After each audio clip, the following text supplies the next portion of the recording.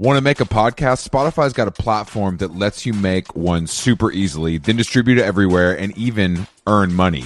We like that. All in one place for totally free. It's called Spotify for Podcasters, and here's how it works. Spotify for Podcasters lets you record and edit podcasts right from your cellular telephone or your computer, so no matter what your setup is like, you can start creating today. Then you can distribute your podcast to Spotify and everywhere else, those other places that podcasts are heard. Video podcasts are also available on Spotify, and when you want to take conversations with your fans to the next level, Q&As and polls are the best way to get them talking. With Spotify for Podcasters, you can earn money in a variety of ways, including ads and podcast subscriptions. And best of all, it's totally free, zero catch. We've been using it ever since we started How Long Gone. And ever since I discovered Spotify for Podcasters, I feel like having the option of turning off the Q&As and the polls on the user dashboard has really helped boost my creativity and take it to another level. I highly recommend giving it a try. Download the Spotify for Podcasters app or go to www.spotify.com/podcasters to get started.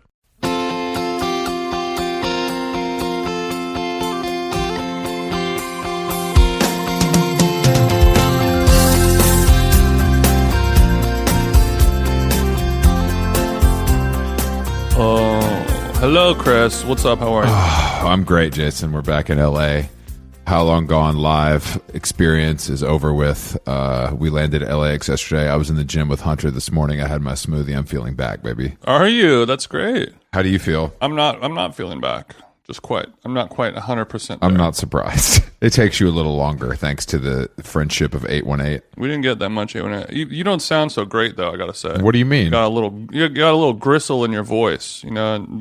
The voice is it's the instrument that you need. We have a musician related guest today, so are you saying I want him to not be like, who's this guy? He's not taking care of his trombone. Are you saying this is kind of an audition for me just because he's adjacent to music? No, just that he's got a keen eye for this type of stuff. Sure. Compared to some other guests. Sure. And I just don't want you to frankly make a fool of yourself. That's all. It's because we're doing this a little earlier than usual. I haven't had my gallon yet, so I think maybe my voice is just a little scratchier because I haven't, yesterday on the plane, I wasn't able to, ingest as much water as possible. That's too bad. Well, I filled up my How Long Gone Nalgene at many of the great water-filling Broke Boy stations across all of our fine TSA-regulated feeding stations, and I was able to really guzzle down a lot of water. And speaking of Nalgenes, everyone who ordered an Nalgene from us, we apologize for the supply chain issues. But we are hearing word that people on the west or on the East Coast who ordered them are starting to now finally receive them. We are very sorry about that. We won't be working with that company anymore moving forward.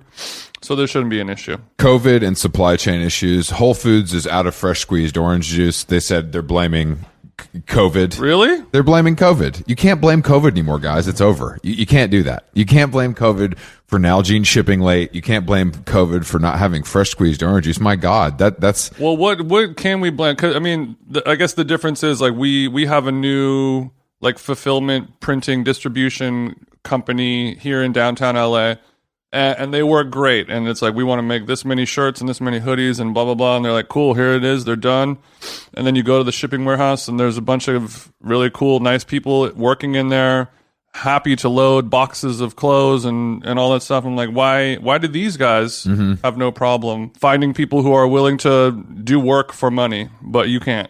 Fortunately for you and I, COVID did not strike the sweet rare community the way it did some of the other communities that we're a part of. So the Nalgene, is it just because the people that make Nalgenes are just more cucked? Is that what it is? What it sounds like to me. Okay, so maybe moving forward, we'll get a nice How Long Gone Yeti. And then the supply chain, the Republican supply chain is moving along a lot quicker. Yeah, there's no shortage of Black Rifle Coffee, Yetis. I'm sure ammunition is getting made and shipped at an unbelievable clip. No pun intended.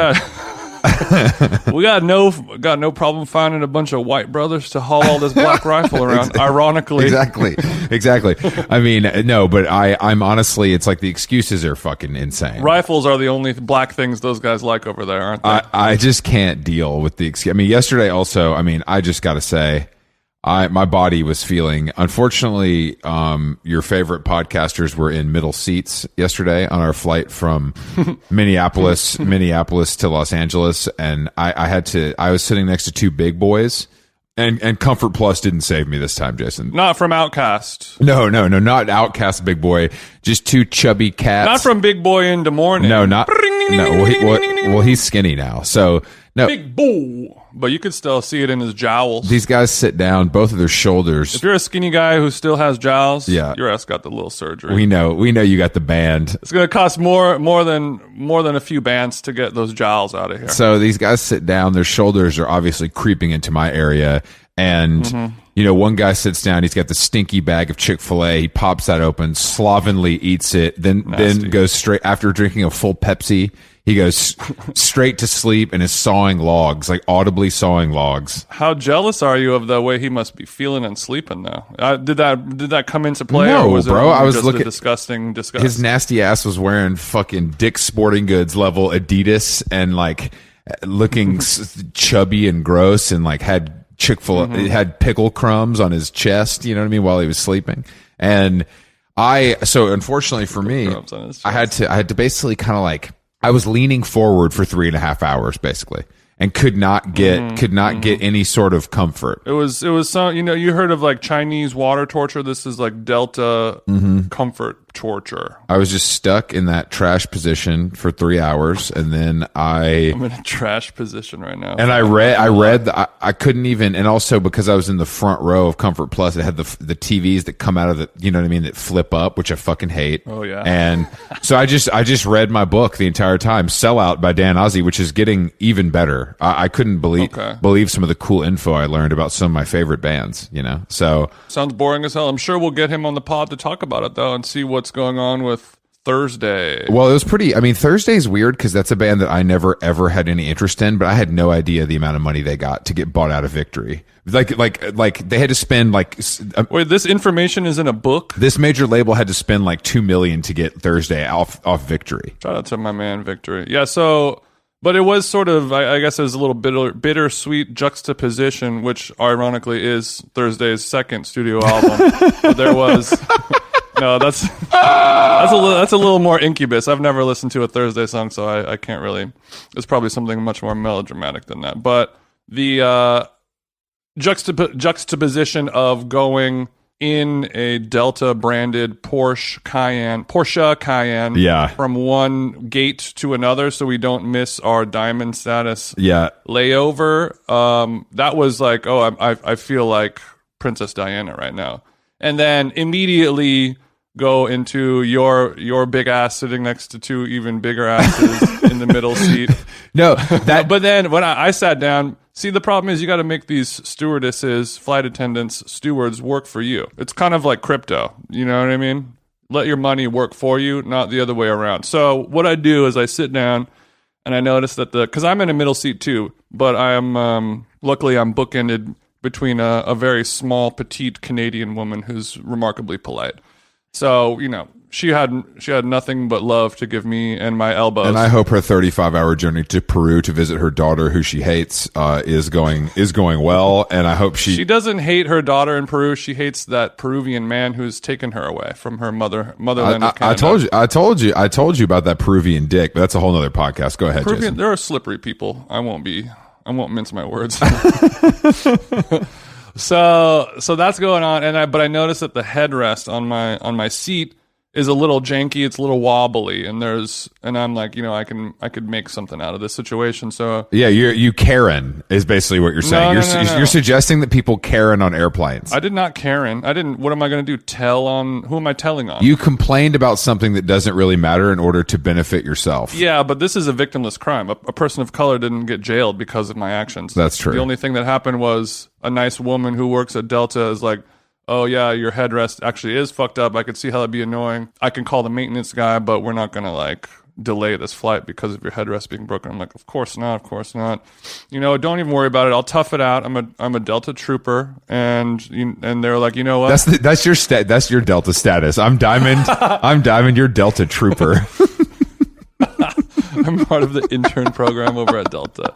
I'm a Delta Trooper. I fly, you have a lot of benefits. You get the Porsche, you get upgraded to first class. But for me, as a Delta Little Trooper, I get to fly all by myself one time a year, and it's fucking so fun. I get to watch whatever movie I want, and so that turned into me. Now I have.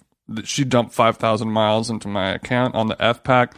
She gave me 3 bottles of wine. It was. It was a little different than your flying experience. I thought the F pack was something you took when you were sick to kind of knock that out of you. Is that? That's what I thought. She was like, because you've been on a flight before. I'm sure our listeners can relate where something goes down and they give you a little sugar to make that pill go down. They give you a coupon for a free canned margarita. It's really nice. It's really luxurious stuff. Now you're gonna watch out with these. The can of margarita, it's little, but it'll pack a punch. I had somebody on my flight yesterday assault me, so keep an eye on those little margaritas. Somebody threw. Shout out to On the Rocks. Those guys make some great cocktails. Not as a free ad. But I wasn't feeling my best when I deplaned, but it was so great to smell that fresh Los Angeles air after being in the mining town of Chicago, Illinois. Literally the least fresh air probably in the country. But yeah, it sure smelled fresh. It didn't matter because it was sunny out. Terrible pollution. It was Chris and I both have cancers that we're unaware of. Yeah, that's fine. I'm ready to die after this tour. It doesn't matter. Nothing matters anymore. But no, thank you for everyone to come to the tour. But Chicago was interesting because we have a lot of friends there. Shout out to Benjamin Egger. Shout out to Trigger Trey. Shout out to our boy Augie, who kind of helps up the after party at Blind Barber. We appreciate all of you. And you know who else we appreciate, Jason? Who dat? Is the promoter at Shuba's who, after our sold out show, texted him from the other room saying, "Hey, like, can you go settle up your bar tab? You need to put a card down." For a $14 check of 2 beers when we had just performed. Where do you think we're fucking going? Friend of the show, Wyatt Williams, a fan favorite guest. He ran into me, but I was like, you know what? Tour's done. I've never met him before. I'm sick of drinking, tequila and ice. I want to just kick my heels up with my bro, have a cold lager. And they're like, "Oh yeah, and like they made me pay for it. They made me put a card down. It was like pulling teeth, and she wouldn't let me. They wouldn't give us our check for selling out this venue for whatever thousands of dollars until I cleared my debts of two draft beers.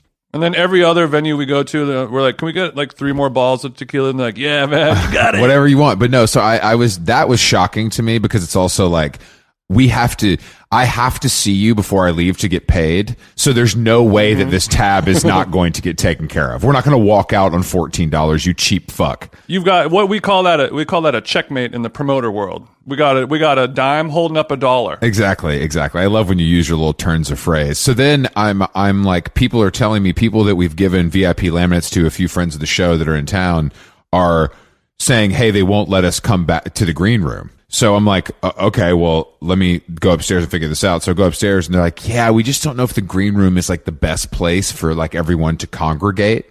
And I was like, what the fuck is that's all a green room is for.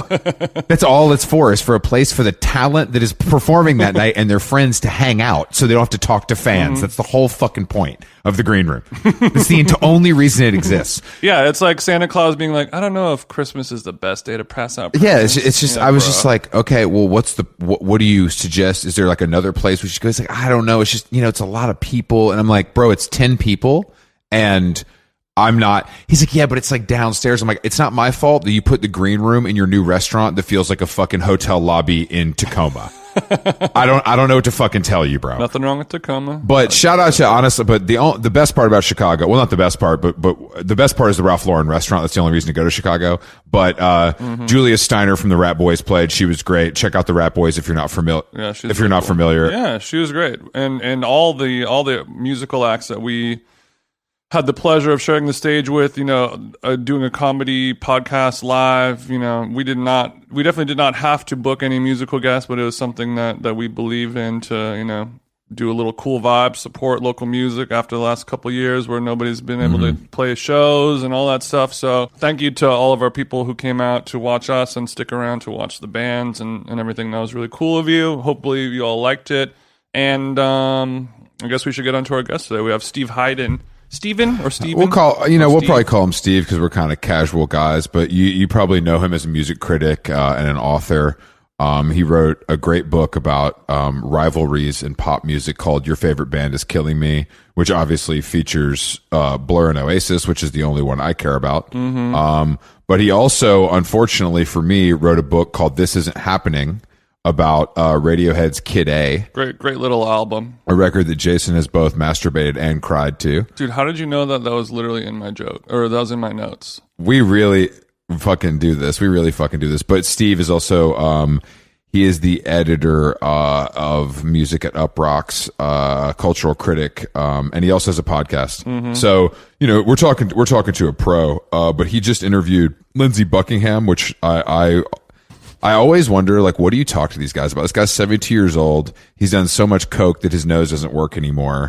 He's answered every question on earth. Like, what do you do? But yeah, he talks about the new Snail Mail album, Idols, friend of the show, produced by Kenny Beats. So he's really in the fucking mix. And he also lives in Minnesota, which is a choice that is shocking to me. Frankly, I'm surprised we haven't spoken with him earlier. We have a lot of things in common. Well, it's interesting because I did email him when the Radiohead book came out and he did not respond. And then after our New York Times story come out, all of a sudden Steve is hitting me back. So it's interesting. It's interesting how that works.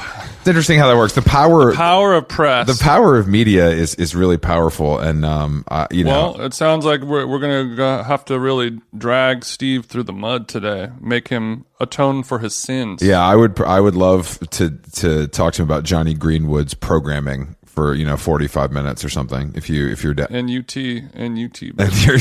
All right, let's give Steven a jingle, and also really quick, guys, we have a few more hoodies left if you want to buy some. HowLongGone.com is where you can get it going. So go cop those up as it's starting to get a little chillier in your area. And we'll ship anywhere in the world except for Mother Russia. Bye-bye. Hey, Chris. It's Tim time. Let's get into some Timberland talk. How are you? I'm great, man. I was just looking here at the Timberland Greenstride sole on these boots they sent me. It's made from 75% renewable sugarcane and natural rubber.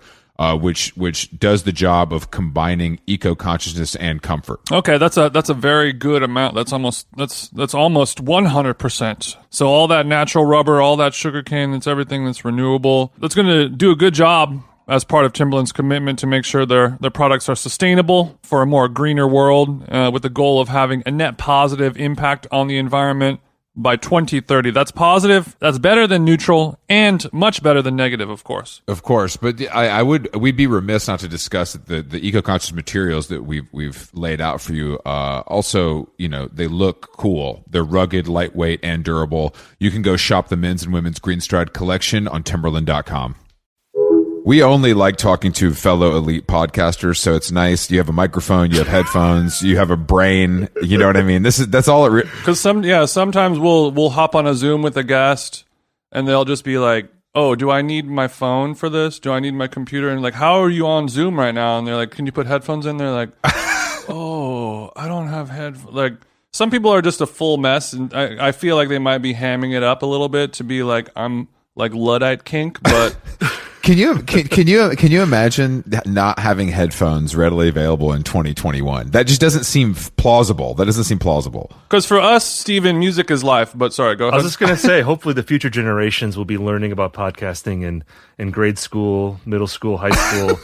So they'll be trained in this. We can train future generations to produce podcasts to improve the economy. Dude, maybe that'll be the kind of my sunset chapter in my life. I'll become a podcast instructor at the LA Trade Tech Community College. Yeah, I think so. Because we got to put these kids to work. I mean, we don't have industries anymore in this country, but we do have podcasts. Steven, you and I can't podcast forever. We have to start planting some seeds for our future. That's true. Well, yeah, and I have kids. I'm teaching them how to podcast, so I can hand down my podcast to them, and they can run it as a family business. This is a great idea. Dude, has that ever happened in the history of podcasting yet, where you bestow in your will? Like is Joe Rogan's shitty 24-year-old daughter gonna suddenly become the host of Joe Rogan podcast and be like, "Oh, hey guys." Like my former boss, Bill Simmons, who was an innovator in the podcasting space, I think his kids now have shows. So maybe he's setting the tone for that. He handed down the HBO show that aired for 2 episodes to his daughter. Daddy, I want an HBO show. And he's like, no, you don't. We're going to get you a podcast first. Then we'll see. Good for him, man. If I had the means, I would be, taking my kids out of school. I'd be handing them podcasts. I'd be like, you're not going to learn anything in school. You got to learn it on the podcasting streets. You got to start young. Yeah, no, that's true. Yeah. Some people will be like, you can't touch this. This savings bond until your 18th birthday, or you get your bar mitzvah money, whatever. Now it's like we're gonna go down and we're gonna set you up with a Patreon account early, just so we can get that out of the way, and we'll start working towards your future. When you're 18, my lawyer will hand over the passwords and login information for your Anchor.fm account. Mm-hmm. Now Jason's gonna have kids because he finally has a purpose. I'm thinking about procreating now. So Steve, you said you got 2 kids. Is that what you got? I have 2 kids. Yeah, one's 9 and one just turned 5. Okay, so when you are a music critic and an author, you can afford to have kids if you live in Minneapolis. Is that what's going on? Yeah, I think so. Because that doesn't work here in LA. Yeah, I mean, I've been working in media now for 21 years, and I've worked at all types of. I've worked at a daily newspaper. I've worked at all weeklies, websites, Grantlands, AV clubs, you name it. Exactly. The Post Crescent in Appleton, Wisconsin. That was my first job. I hated that newspaper. Sorry, go ahead. That's a personal. What was the beat at that Republican newspaper? What were you? Well, the reason why it was a great first job is that when you work at a small paper like that, you do a little bit of everything. I was covering tractor pulls. I was covering boy choir concerts. I was, I'd have to work on Saturdays. Hey, Steve, the shitter's clogged. Can you come out here again? Exactly. You have to learn to be a jack of all trades. I wrote a column there called Under 30, where it was like a young person's opinion on issues. This is before Forbes stole it from you? Well, I'm sure there's still a lawsuit pending. You can't really speak on it. Well, I think with Forbes, the idea is that they're talking about exceptional people under 30, and I was not exceptional. Okay. I was like an average person just pontificating on, the Bush administration or something. Just a regular punter off the street. Yes, exactly. An average know-nothing in small town Wisconsin. I forgot where I was going with this. No, I think I was saying talking about why you got them kids, Steven. I think part of what's helped me out is that I didn't live in a big coastal city like New York or LA. I could actually live in a place where I could put down some roots, and my money went farther here than it would in a city, especially in the leaner years of music writing. I think I've come out of that, but we'll see. I could be returning. Okay, so you wouldn't over the entire course of your career now would not be considered a leaner time. No, I think that's good, I guess. I think I'm doing all right. I mean, it's weird to be a music critic when I'm 44 years old. I feel like that is. I mean, Tom Brady is a 44-year-old quarterback. It's similar in music writing. It's hard to be old as a music writer. Like that. I like you comparing yourself to Tom Brady. This is good. Keep going. Keep going. I like this. Only in that one respect. Only in age. We get it. You worked at Grantland, okay? You're a sports it's guy. funny. I disagree. Well, I don't disagree with you, obviously. I mean, I think that to me, I don't want to read a 22-year-old music critic because they don't have the life experience to give me anything that's going to affect me. I don't think you would if you were 22, though. Yeah, and that's who does a lot of this reading. Maybe. No, I think you make a good point, and I think you have to know who your audience is. It's true for everybody. That I mean, one thing that I'm always very conscious of as I get older is that I think my biggest fear is I don't want to be like the older guy who is like the Steve Buscemi gif, holding the skateboard, of course. Like, hey kids, I'm like one of you. I'm gonna pretend to know as much about. Hello, fellow Black Midi fans. How are we this evening? I too enjoy their brand of. Yo, have you guys heard this Pink Pantheress? I really think this rocks. Right. Yeah, things like that. I mean, because Black Midi, I think, is more of like a middle-aged guy type band. I think if you look in their audience, it's like 47-year-olds drinking craft beers, probably at their shows. I could tell that one struck a little bit of a nerve with you, Stephen. I'm sorry. They're actually a pretty smart fan base, and some of the local craft IPAs will surprise you. They're not actually as hoppy as they say they are. Now, I have to say, I have terrible taste in beer. I don't think you do. You're from Wisconsin, right? You know beer more than the but that's what I mean. Okay, what's the shit beer that you drink? Well, it'd be like, like Miller Lite and Jim Beam, like would be like my that makes you cool. That makes you cool because liking beers that look like the cans look like Grateful Dead art is the most deeply uncool thing you can do. Having some Beam, and a Miller or a Coors Banquet or whatever, that's cool. You're just kind of a working class vibe music critic. That's true. Can I take a look at your soju tasting menu? You're not doing that fucking pussy ass. You're not doing. Yeah, that's just. You're a cold-blooded American. That's just for pussies. I'm gonna drink my Jim Beam and write 10,000 words on Radiohead. I'm a real man. Let me show you guys. Let me show you guys what this looks like. That's exactly right. I do not want a spicy mezcal margarita. The Midwest does, though. I mean, I think that. We kind of glaze over you guys have given us so much great music. Well, great is a strong word. No, it's not. Steve, inform my little buddy here. No, I'm sorry. Chris is actually a huge Prince fan, so you're right. Well, yeah, obviously Prince is the big one from Minneapolis, but I mean, I feel like when we talk about great music from Minneapolis, we're really talking about the late 20th century, probably more than I guess Lizzo is from here, so she would be a breakout. I don't know if she's great though. Lizzo's from Minnesota. That makes a lot more sense. I don't know if she's from here. I think she made her name here. That's like how Atlanta. I'm from Atlanta. We take credit for John Mayer for the same reason. Like he's from Connecticut, but he made his name in Atlanta. How many chicks did he fuck in Atlanta to get to? I mean, countless for sure. But that's beyond. Speaking of the Grateful Dead, too, by the way, John Mayer. I finally saw Dead and Company with John Mayer at Wrigley Field. Now you're showing your age. Now you're showing your age a little bit. But go ahead. Well, Johnny Mayer though, he's bringing in the kids. There were a lot of young pups at that show, and I think it's because of John Mayer. I mean, it is, I think, still 100%. A little underrated. Not 100%. Yeah, I think the Dead is having a young person's revival thanks to the clothing brand Online Ceramics and etc. thanks to the magazine Gentleman's Quarterly and Online Ceramics. Yeah, GQ. Those guys are constantly pushing the fucking Grateful Dead agenda. Just another reason to unsubscribe. The editor there, I think his name's Will Welch, is a big fan. No, we're joking. Will's a good friend of ours, and he's been on the show before a couple times. And I've made fun of him for this constantly, but I do think that the Grateful Dead, I just find it completely unlistenable, but the iconography is probably the best of all time. So it's a very tough thing. Well, I don't know, if I may plug my own podcast on this show, I'm the co-host of a Grateful Dead podcast. All right, we got a little commercial break. We'll be back in a flash.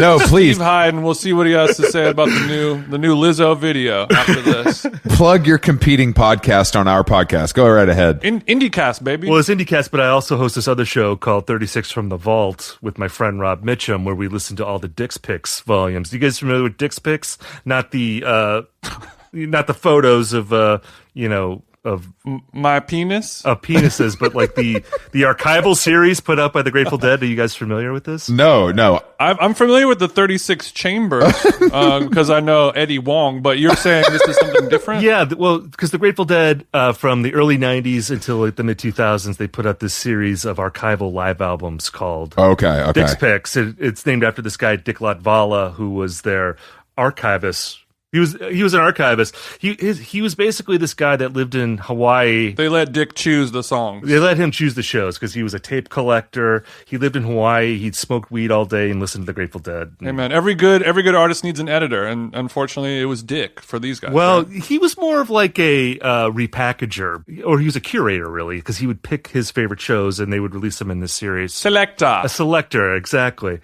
So Rob and I have been listening to every album in the series, and we're up we're off season right now, but we've listened to 27 of 36 so far. Okay, Steve, how much weed are you smoking after the kids go to bed? Because this would, I mean, bro, you better have a fucking big old bubbler down in the basement to do this. You can't be doing this sober. And this is a podcast and an activity that you do electively?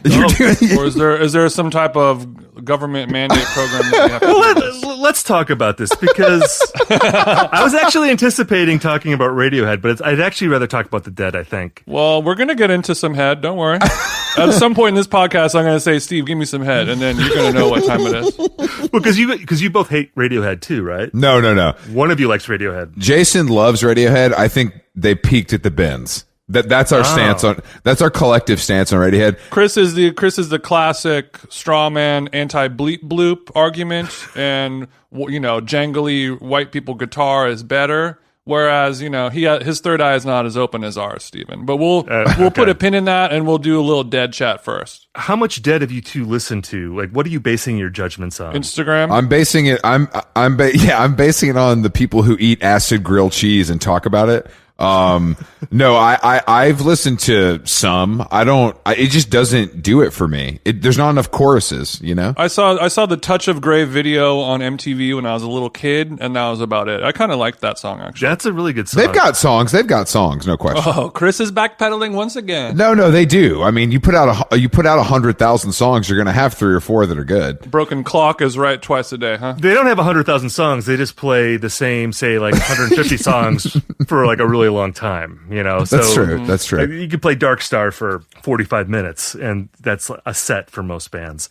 But I mean, look, this is the standard talking line that Deadhead's always used when they're trying to hook people in. But like, if you listen to like American Beauty, albums like that, like like Ripple and Friend of the Devil, things like that, which are just great kind of American folk songs. I mean, those seem like pretty likable to anybody to me. Okay. I can get that like in the jams. I believe obviously anything that's that popular, there's a lot of merit to it. I'm not like I totally understand that. It's impossible for something like that. There's things that are very popular that I don't like, but I recognize they're popular because there's talent there. There's something good there. It just isn't like Lizzo. Yeah, exactly. Like, yeah, I don't ever want to hear or see something funny about that. No, I was just gonna say that I love Lizzo's 45-minute Dark Star. I think she really jams it out. That's incredible. Not a lot of people can kind of do it justice the way she does. Yeah, I don't really like the pop stuff. I like it when she jams out like live. Yeah. I kind of a new set of eyes is what I look at her with. If you haven't heard the DAT recording of Lizzo's 30-minute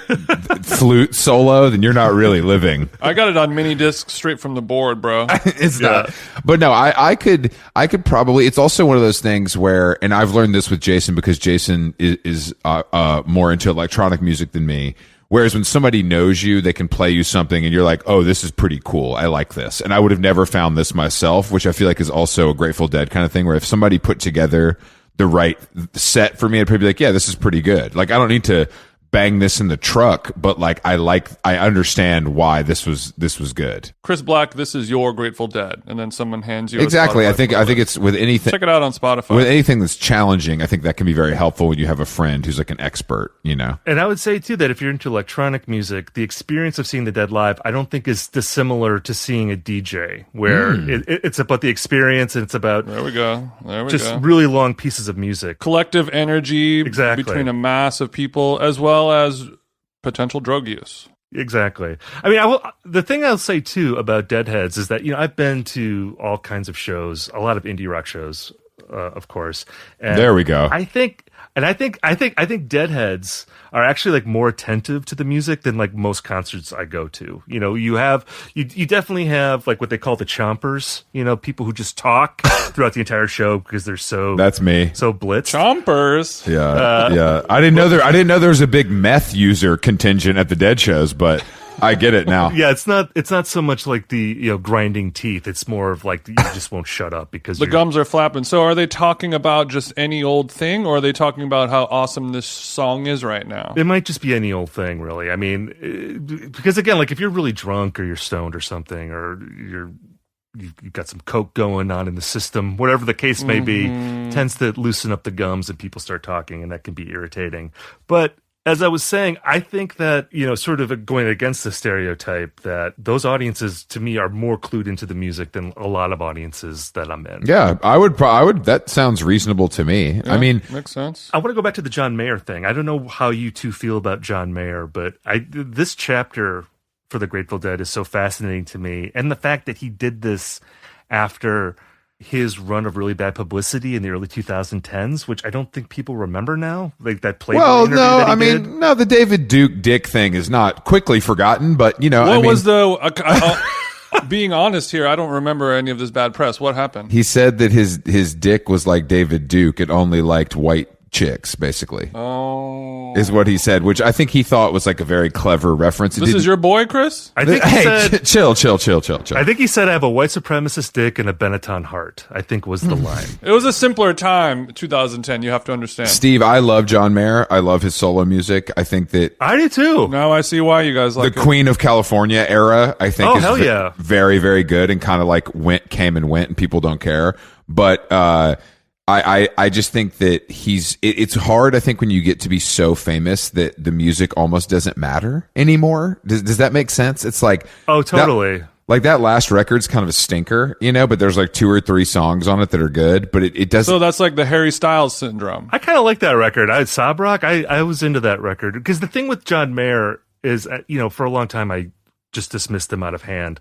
And then I did this... Of course. I did this thought experiment with myself where I thought, well, what if there was a pop-friendly blues guitarist in the 80s who made a bunch of records that were successful, that kind of sounded like a cross of Dire Straits and Phil Collins. Yeah. Well, but even like his 2000s records kind of sound like that. I mean, if you listen to like Continuum or Heavier Things, like those are pretty like kind of 80s blues pop, like Dire Straits meets Phil Collins type records. We love Dire Straits here at How Long Gone. Me too. We love Dire Straits. I speak for us both when I say that. I'm more of a Huey Lewis guy, but yeah, it's cool. I came around on him after I was like, oh, this is just stupid. I'm just dismissing this guy because I'm reading too much into the media caricature. I just think that if I were in his position, I would have done a lot of the same things. I mean, that he's probably one of the most legendary stickmen of our time.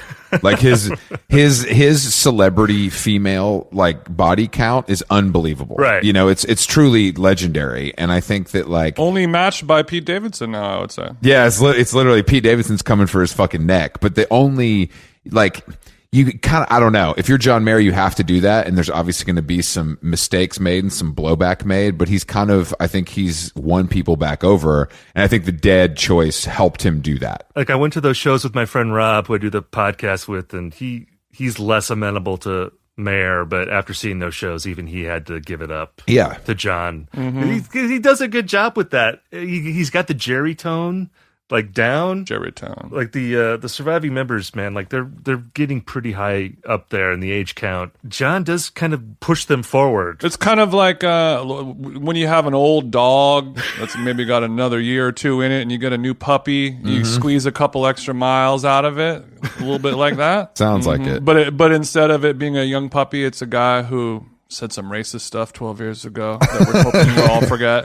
Hoping we'll all forget. But what is the I saw that you just talked to Lindsay Buckingham. Yes. I love Fleetwood Mac, of course, like anybody else that has a brain, and I'm more of a Stevie Nicks head, of course, like anybody else that has a brain. Slow down. When you interview guys like that, like, is it, I don't know. I mean, it's just like that guy's been doing press for literally 50 years. Right. So it's like, do you feel these guys check out, or do you have your little methods to keep them locked into the conversation? I think in my case, what worked to my advantage is that I was just focused on his music. Like the interview that I did, we talked about 10 albums from throughout his career. So we were talking about, obviously, Rumors, which he's talked about a bunch. Although I think he said some new things. He also said some things that I've heard him say elsewhere. I think when you're talking about an album like Rumors that he's been probably asked about in every single interview, it's going to be hard to come up with something fresh. But we also talked about a lot of things that he probably doesn't get asked about a lot. What's an example of something he might not get asked about? Well, just like a lot of his solo records in the 80s, and like a record like Go Insane from 1984, which is just that is an insane album. I mean, it's just him playing with like early synthesizers and making really long convoluted songs, and I mean, it's a pretty wild record. Like, was that before or after Paul McCartney was doing that?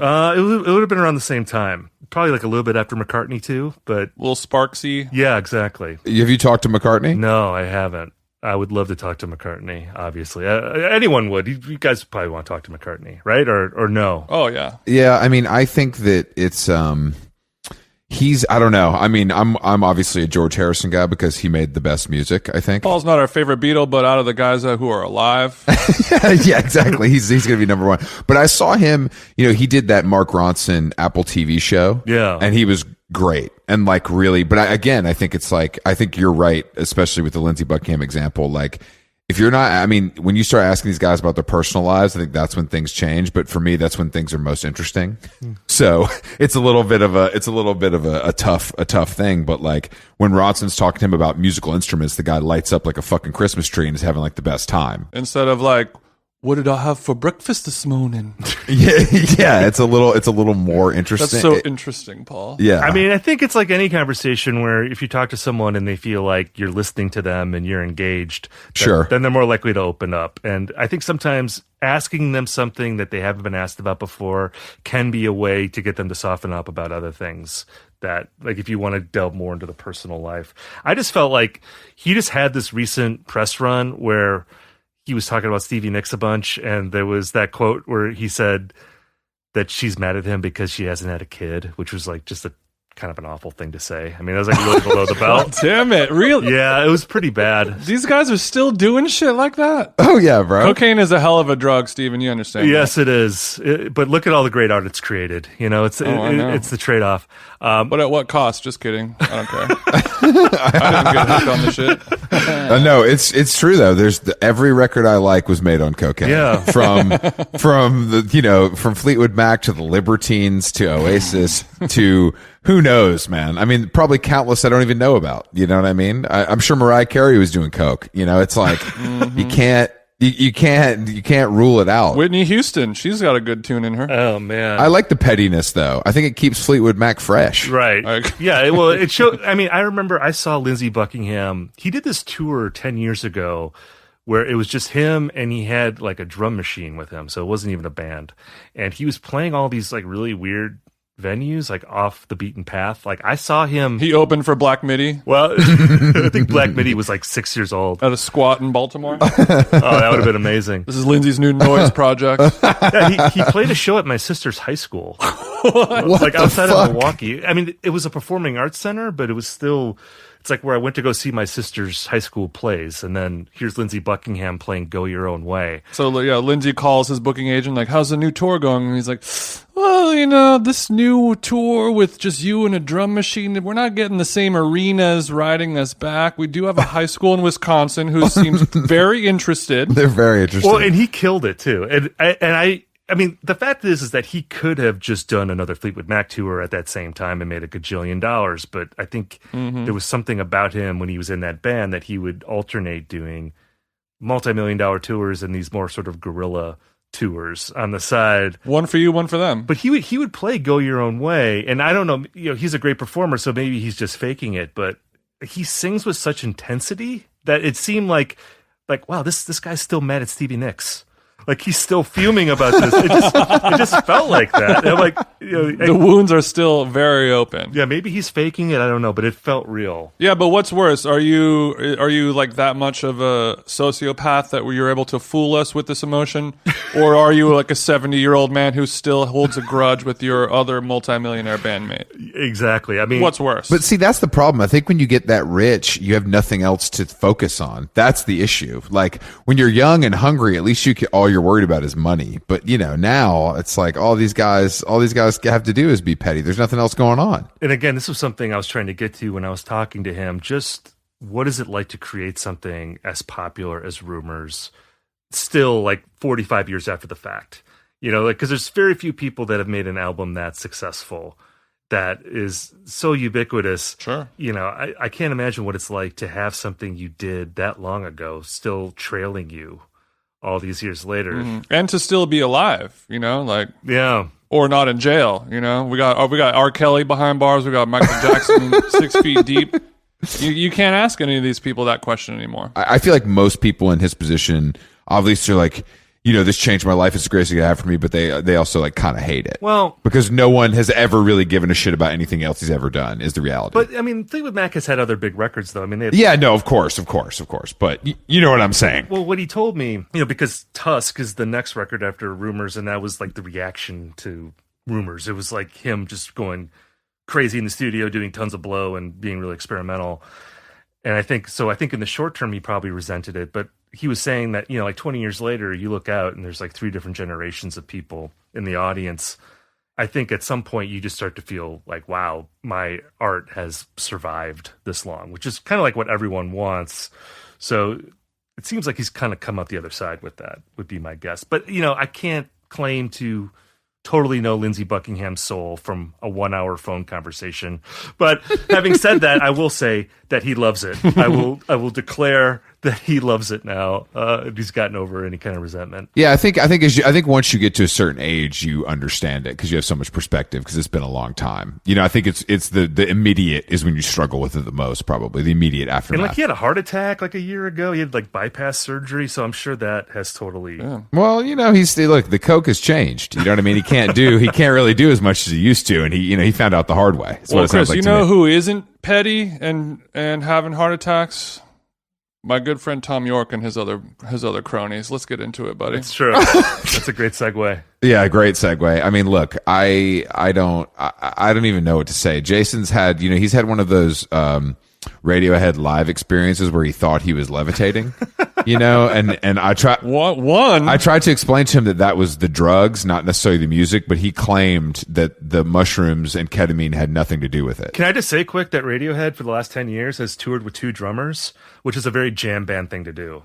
Look, I'm a big double drums fan, but are you talking about real drummer plus auxiliary percussionist, or are you talking about 2 kits? No, they've had like 2 kits on stage. Like I think since the since like the 2012 tour. Yeah, Chris, can your Killers do that? Didn't think so. Don't come for Ronnie like that, bro. Ronnie doesn't need help behind the kit. He's got it all taken care of. And the music sounds really good too. Hey, do you like their record from this year? Fuck yeah, bro. I'm a stan. I mean, the record, the you guys like rock too much. No, I mean, I think that I've said this before. I said it on stage the other night. Jason, is the Killers are the only like stadium rock band America has. Like they can really sell out like a stadium. But does that make them good? Yes, it does. I mean, no, their music makes them good. But Walmart has the most retail business out of any. Is Walmart good? Do you like Walmart? I personally don't, but I understand that Walmart has a place in society. Jason hates the Killers, but Jason loves Radiohead, which says a lot about him. Actually, I don't hate the Killers. I like a couple Killer songs, but it's a product and not art to me, the way Radiohead might be the opposite of that. I really feel like the Killers came back from the dead because it seemed like they were falling apart, and then their last 2 records I think have been like really strong. The power of Mormonism is fueling them. Yes, exactly. That's God's love. It delivers. They're definitely the best Mormon band. I'll give them that. Oh yeah, I'm trying to think of like other Mormon bands. Well, there's your new book, bro.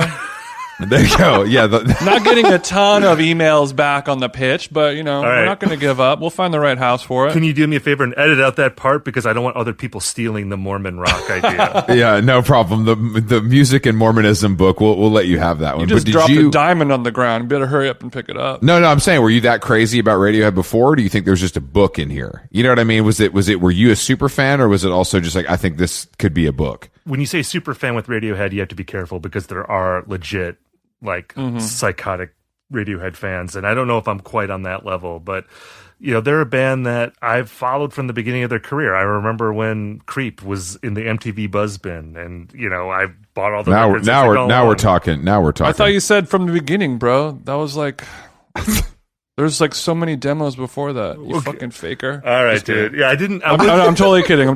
I did not. I was not attending on a Friday gigs in the late '80s. So there we go. So yeah. So you're right. It was more, the public facing. Well, just them being, and that's the funny thing about Radiohead, and maybe this will speak to Chris's criticisms of the band, because I think a big misconception with Radiohead is that they're this sort of like brainy, intellectual, esoteric rock band and that they don't just deliver fun rock songs. And really, if you look at the early part of their career, they were like the opposite of that. Like Pablo Honey was basically considered like a alt-rock ripoff, that this was like a British band trying to sound like the Pixies. It really wasn't until the Bends that they started getting a little more critical acclaim. Although if you read like the Rolling Stone review of the Bends or the Spin review of the Bends, they're just making like one-hit wonder jokes at Radiohead's expense, tying them to bands like, the Spin Doctors and, all the other kind of, they're here 1 minute and gone the next, alt-rock bands of the early 90s. And I think people forget that. It really was like Kid A that changed, I think, the perception of that band. Because before that, I think of Radiohead really, like in the 90s, being this like hyper-emotional band that with like Fake Plastic Trees or like Let Down, like songs that just build to like big crescendos. Great songs. And Great Tom songs. York singing in falsetto and, big rock moments and not the bleep-bloop thing that, you were talking about earlier. It was like if Explosions in the Sky had some pussy-ass vocals on it. It was like this very like emotional, melodramatic crescendo type shit. Yeah, absolutely. And it's just funny how that gets forgotten now that, again, people are like, oh, this is... Yeah, it's too esoteric for me. I can't understand it. You need a college degree to understand Radiohead. You hear that all the time. Well, that's why it's so interesting that Jason likes him so much, because he didn't even get one semester at Orange County Community. So I don't know how he processes this stuff, really. I took courses with Radiohead. That's how I learned so many of these big words, man. Oh, I understand. You were studying Tom's lyrics. The liner notes. Those were my textbooks, Chris. Tom York U, TYU. Yeah. Get in there. Yeah, I'm a York boy. Yeah, well, the same thing happened to me with Kid A. Like, my brother was super into Radiohead from the beginning as well. Pablo Honey, the Bends, OK Computer, and then I was really into like hardcore and punk and metal at that time, and I was like, bro, I can't listen to this stuff. Like, what the fuck are you doing? And then Kid A came out right around 9/11 when I kind of switched some things up in my life and started drinking and doing drugs and exploring the world. And then that was like a big moment for me. And then once I fell in love with Kid A, then I was able to go back and be like, oh, I understand OK Computer now. That's an interesting trajectory. Because you're saying Kid A was your entry point. Well, it wasn't my entry point. I had listened to all of the songs and I was familiar with Radiohead. I knew, Creep. I was on the radio in LA on K-Rock every 5 seconds, and OK Computer was a huge album, and they would play all their videos on MTV, and I didn't hate it. I was just like, oh, it's a cool song, whatever, animation, it's cool, and it just was kind of in the middle for me. It never clicked. And then once I really spent time with Kid A, that was just like the one that kind of opened up the wound and allowed me to really kind of appreciate them and their back catalog. Even though I don't really like Pablo Honey that much, and I like some songs from the Bends, but it's OK Computer forward for me because I'm a bleep-blooper. The bleep-bloop era. And I got a chaos pad tatted right above my dick. You understand me, Steve? Yeah, you don't know how deep he is in this shit, bro. Everything in its right place, literally right there. That's what I say about a fit bird. You know what I mean? I think, like when I was thinking about this book and, before I pitched it, I was looking ahead to the year 2020 and thinking like, wow, we're 20 years now into the 21st century. Like, what is the art that when I look back on the last 20 years that stands out to me is that you could even say is like emblematic of the mood of like the last 20 years. Mm-hmm. And Kid A was the one that jumped out at me. And, it does seem like one of those albums that even if you don't like the record, I think there's so few albums that kind of exist as milestones now. Mm-hmm. And that's one of them, that in the same way that like Sgt. Pepper is in the 60s or something, or Thriller is in the 80s. I guess if we're looking at the last 20 years, I mean, there's Kid A, and I feel like there's a couple Kanye records that you could say that about. I mean, but there's not. God damn there's it! Not a well, you're right. Don't though. you think? I mean, I feel like no, you're right. From like College Dropout to Yeezus, I almost feel like every album in some way it feels like a milestone. I guess some people would put Life of Pablo in there. I feel like Yeezus is the end of his great period. Yeah, I mean, I don't really care about him the way that other people do. I mean, I think most of my friends, especially people that make music, consider, My Beautiful Dark Twisted Fantasy to be the peak. Right. Like that's where it's truly the best, which I think it's like fine, but I've never put that on. I've like never listened to that by choice. Yeah. You know what I mean? Like when it came out, you listen to it, but I don't go back to that, which to me is like the marker of success for me personally. I love the singles from that album, but like when you listen to it as an album, there's so many skits on there that I think it kills it a little bit. I'm not as into the skits, but like, you know, like All the Lights and Power and songs like that, they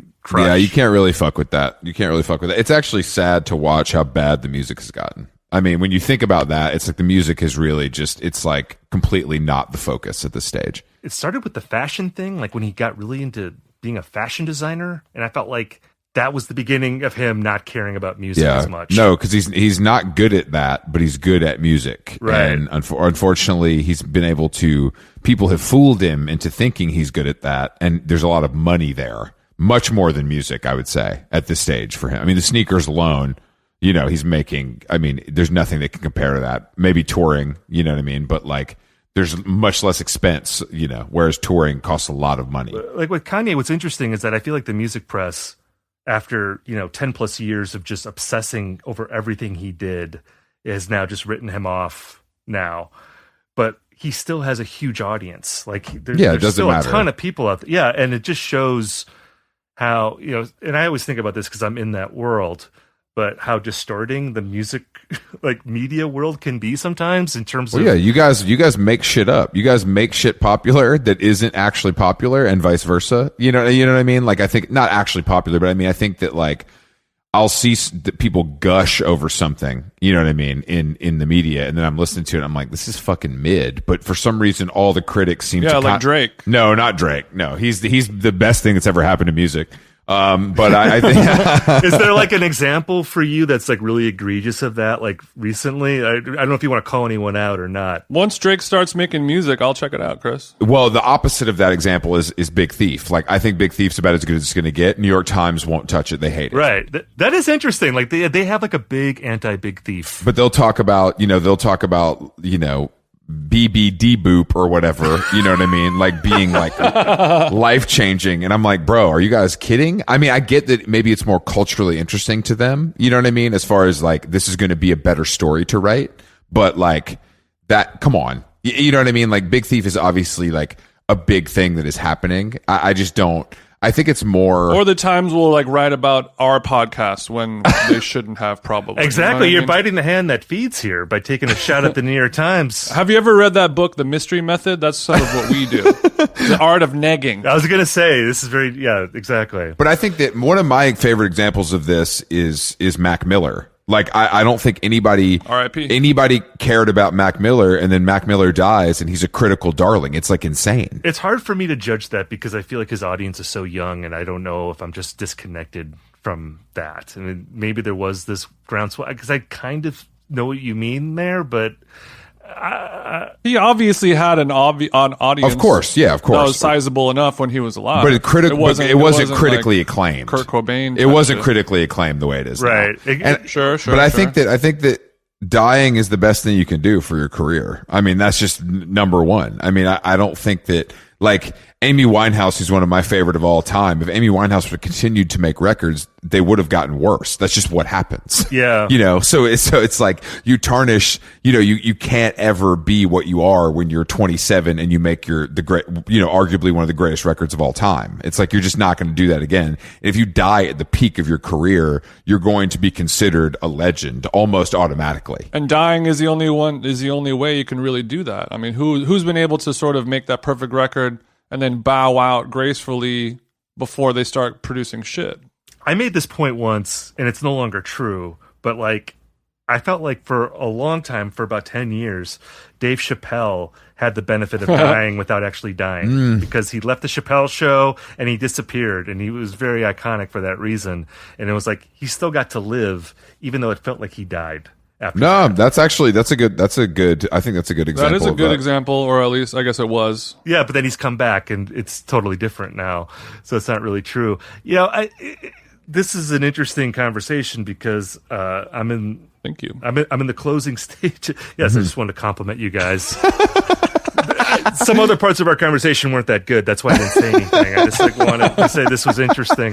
That's fair and brave. Well, I am a critic. I feel like I should be doing a running commentary on That's true. this conversation. But no, I'm in the closing stages of writing a book right now, a book of essays about Pearl Jam. Shit. And one of the things that I talk about in that book is that they were one of the few bands of their sort of scene to survive. Like almost every other band died or imploded, and like a lot of the frontmen from Seattle either literally passed away or like of the big 4 Seattle bands, like 3 of the frontmen have now passed away.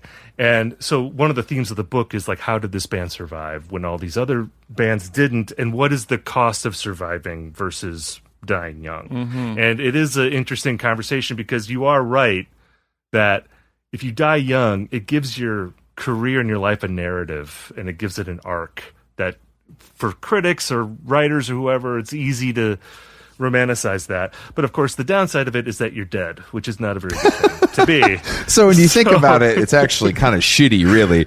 But at least at least your mom and dad are going to make a lot of money on your Spotify streaming. And that depends on how much you care about being alive, I guess. Yeah, exactly. Exactly. And certainly some of the peers of like Eddie Vedder made they made the estimation that being alive is maybe not as good as surviving. Cornell, Alice in Chains. There's another one too. A guy named Kurt Cobain died. Yeah, of course. In the 90s. Well, that wasn't his fault. Well, that's true. That's true. Well, we're waiting for the investigation to. We're waiting. Yeah, on that. I'm on it. Jason's working hard on that in his free time. Watch this space. Check out my Reddit. Like Scott Weiland though died. He wasn't. That's not a Seattle band, but he passed away. That was an STP head. And Pearl Jam, they're in this interesting space where they can play stadiums still, but like they also don't have a great cachet necessarily, like with the younger generations. No, it's insane what they've become. It's insane that they're one of the biggest bands in the world. They have all those. They're Grateful Deading. They're deading. Yeah. They are deading, and it's working. And like, I don't know anybody who participates in that. Right. I mean, I do think that Pearl Jam, though, I mean, I don't listen to those records either, but they had 5 or 6 just monsters that like in our era, I mean, were unavoidable. And I'd rather listen to Pearl Jam than Nirvana, probably, if I'm keeping it 100. Well, then you will want to read my book that comes out in a year. If I can plug that a year early. Serious, Chris? Bro, Nirvana is I don't think about Nirvana. I think that holy shit. I don't care. I mean, I think even what's the song from Vitalogy? Better Man? Better Man's I would say Better Man's up there with any Nirvana song, no question. Getting back to the thing about like it's good for your career if you die young. In a way with Nirvana, I mean, obviously they're an iconic band, and they are a band, unlike Pearl Jam, I think, that like younger generations tend to get into, more readily. But like the downside of it is that there's so much baggage now with the Nirvana records that you can't just listen to them as great rock music. That I think you have to almost kind of get back. You have to get past all of the retrospectives and documentaries and like all the like that Kurt Cobain takes his life. So it's like every song you listen to, you're like looking for clues. Yeah. Like why did he do this? And why did Courtney do this?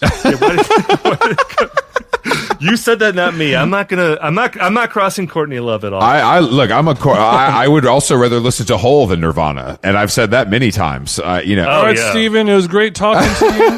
It's been a treat. Check out his new book. Because I'm reading Dan Ozzy's book right now, Sell Out, and I think that it's the amount, like what Nirvana did to the music business, to me is almost more interesting than the music itself. Yeah. Like how they created a gold rush for that kind of music where bands that had no business getting deals were getting deals. And then that happened again, when the sound changed to like that emo kind of shit that Dan's book covers. It's like, right. I think Nirvana invented that though, like that kind of thing. Like, oh, you're from Seattle and you've made us this much money.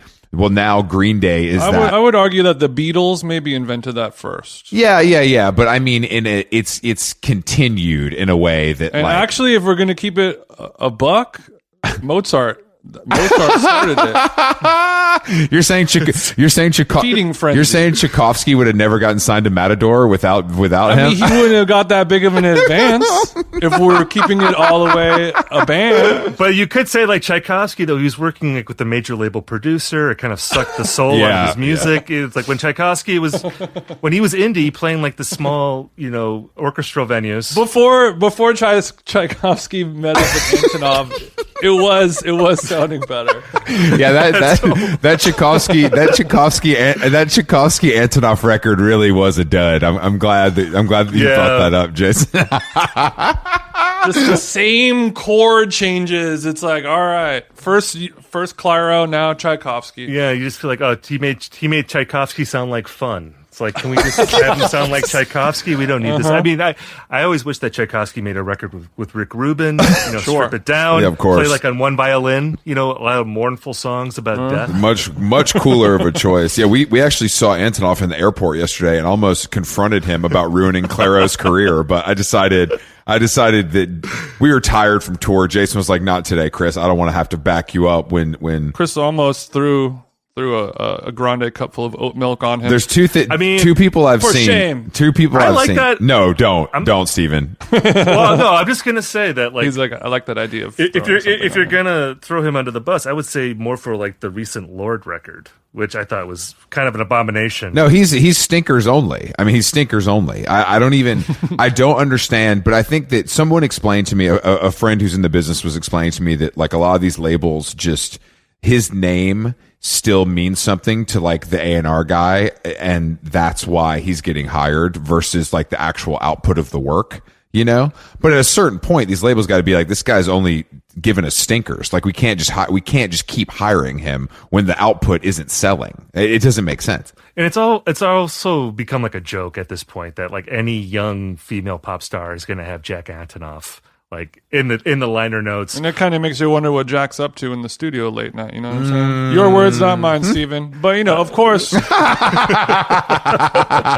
it's like, when he's hot, and you put it on there and everything he's doing is touching, everything he's touching is turned to gold, but at a certain point it's going to stop. And then we're in that middle phase of like everything it stopped turning into gold, and now it's turning into diarrhea. But he might still have a little gold left in him. Maybe it's a speed he'll bump. have it. Oh, I mean, I think it's just like investing in the stock market, Chris. Yeah, I've heard about that. But I think he's the guy. I mean, maybe you bring him to write a couple songs, a la Taylor Swift. But I don't know if you need to have him like, all right, we're moving into the studio for 3 months. I'm going to do all this together. Like I'm all set. So we're switching him from full time to permaland. Yeah, he doesn't as a probationary. Yeah, I think the problem is that he's just on every record. Like make like one record. I think that's where people have the pushback because it just makes everything sound similar. And if he were, because like when he did the previous Lord record, Melodrama, with her, and that's a great record. I thought he did a really good job with that. But when it becomes this cliche that he's going to just be on every album, then it's like, okay, enough with the Jack Antonoff. You can't do Lord, Saweetie, Iron Maiden all in the same month. The product is going to become distilled and stepped on. Exactly. It's true. It's true. I mean, these guys it all goes in phases. I mean, he'll have his time again. And luckily for us, whether you like the Claro or not, at least we have Bleachers to listen to. Jason's a big Bleachers guy, so it's been good, to kind of put that on in the Tesla when we need our hit. What's Bleachers, Chris? Bleachers is the band you really like that's actually Jack Antonoff's band. I can't tell if this is a bit or not. Do you actually like Bleachers? No, okay. It's a bit. They it's suck. A bit. I've never heard Bleachers. Well, then I don't have to be respectful. I was going to bite my tongue because I was like, I can't stand No, Bleachers. they suck. I mean, we've been talking for an hour, Steven. Haven't you learned to not be respectful by now? This podcast is all about disrespect to ourselves. We're a one-trick pony, and that's pretty much yeah. Look, I'm trying to be a good guest on your show. I want to be respectful. I'm like, oh, he loves Bleachers. I think they're terrible, but I'm not going to say it. No, you're sweet. You're sweet. You're sweet for saying that and for thinking that. But fret not. This is a Bleacher-free zone. But what you did say about Lizzo has kind of hurt my feelings. And, We'll talk about that maybe offline. Yeah, we'll take that. We'll take that to email just so there's a record of it. You know what I mean? So we all know what you. And that's to protect not only me but you as well, Stephen. Yeah, this both sides. But, yeah, I just want to apologize for saying that Lizzo lived in Minnesota. I know that was very hurtful, very insulting. I take it back. Trust me, Lizzo, like a lot of great pop stars of our time, is running from her past, and I'm sure that on her Wikipedia it says she's from LA. But you know, you know the truth, and now we know the truth. Sometimes sorry isn't good enough, Stephen. I believe this is the case, that she made a bunch of records when she was in Minnesota, and she had those taken off a line, so then she could have her major label debut be her debut, and then she could get a Best New Artist Grammy. She was beasting in the underground, and then there was some erasure of the older stuff. It happens all the time. Exactly. So I had some of my old podcasts scrubbed from the net for that very reason. Don't worry, we're actually doing that as well to make sure, for How Long Gone, for your consideration, billboards are going up for Grammy season, and we're also going to have to kind of fudge the numbers a little bit like some of these big pop stars do. And it worked for you, because now the New York Times, they think you're like hot young things with your show, and they don't know about all the other podcasts, all like the wrecks on the side of the highway in your past. They just think that you just came out of nowhere and you have this great show. Jason's improved, luckily, as a podcaster and as a human being, and that's like kind of why we do this, Steven. Well, I'll take your word for it. Unfortunately, we can't we can't go back to the actual shows to verify this. Thank you to our friends thank you for our friends at Spotify for making it just so easy to scrub the internet of all your old podcasts. Check A lot of people don't talk about that. Yeah, they don't talk about all the features they offer on Anchor.fm. But Stephen, we really appreciate you joining us today on How Long Gone. Tell people about the books, and they can see you at Uprocks just constantly churning out the snail mail reviews. Yeah, you can read all my snail mail reviews, my weekly snail mail reviews at uprocks.com. Also, do you know our boy Tom Krell over at Uprocks? I know of him. Such a big company. He's in LA, and I'm in the hinterlands of Minnesota. So. Yeah, it's crazy. It's crazy. They give you a job that you can still stay there. It's pretty nice of them. This work remote thing. They got Wi-Fi really over there in Minnesota? We're working on it. I got dial-up last week. I'm loving it. I know the snow's going to affect the speed, so it's cool that your work hasn't suffered, even though you have to write it at the library. There's actually a La Quinta Inn near my house, so I could just hang out in their lobby, and that's nice. Where I do most of my writing. It's in the business center. I bet the coffee's pretty good too, so that's nice. Yeah, I get the coffee that they dump out, so it's a little cold, but it's not bad. Steve's here for the dumpers again. Okay, well, yeah, so you have an old book about Radiohead, and you have a new book coming out about Pearl Jam. Yeah, they'll be out next year. There's no pre-sale information yet, so it's worthless to be promoting that thing right now. But yeah, Radiohead, it's called This Isn't Happening. Came out last year, but it's still pertinent now. You can read it in 2021 and enjoy it. I've got a couple other books. You can just find me. Just Google my name. You will find other books. Let's go. I love when Steven Big Dogs us. He said, Google me, bitch. He said, I have a last name that has an H and a Y together, so you know you're going to find me. It's easy. Great SEO. Great SEO. All right, Steven, appreciate you joining us. You guys go check out his work. It's excellent, and we'll talk to you soon. All right. Thanks again, guys.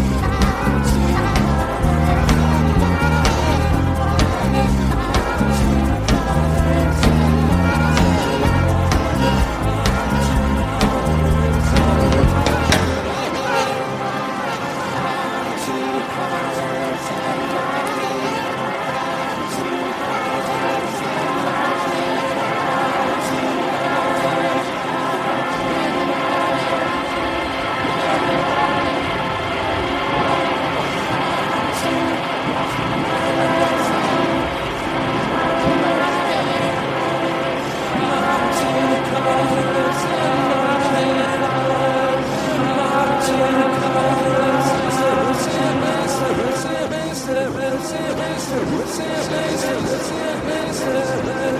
my